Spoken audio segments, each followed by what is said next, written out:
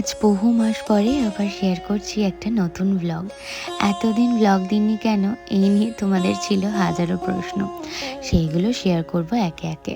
তবে আজকে একটু ভালো কথাই বলি, দুঃখের কথাটা নাই বা বললাম আজকে। কালী পুজোর দিনটা আমার কাছে সব থেকে বেশি আনন্দের। পাড়াটা কি সুন্দর আলোয় ঝলমল করে।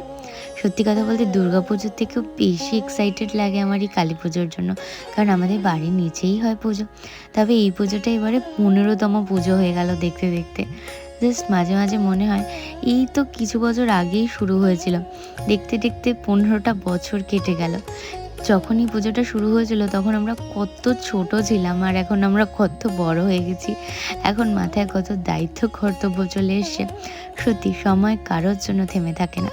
কমেন্টে জানিও তোমাদের কালী পুজো কেমন কেটেছিল। আর এই যে আমাদের বাড়ির ছোট্ট সদস্য আর আমার প্রিয় বান্ধবীকে নিয়ে প্রচুর মজা করেছি। সত্যি কথা বলতে এখন কাজের ব্যস্ততার মাঝে কারোর সাথে কারোর সেরম দেখাই হয় না। এই স্পেশাল অকেশনগুলোই হয় একটা মিট আপ করার সব থেকে বড় জায়গা যাকে বলে। এই যে আমাদের ছোট্ট টুকাইকে নিয়ে তার দাদুনের নাচ দেখো জাস্ট। আর এই ছোট্ট পুচকে মানুষটা কী বা বোঝে বলো তো। আচ্ছা, কমেন্ট করে জানিও তোমরা দিওয়ালিতে কোনো গিফট পেয়েছো।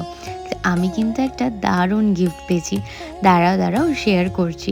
দ্য 7 ডেকর থেকে আমাকে এই সুন্দর দিওয়ালি গিফটটা পাঠিয়েছিল। তো কেমন লাগলো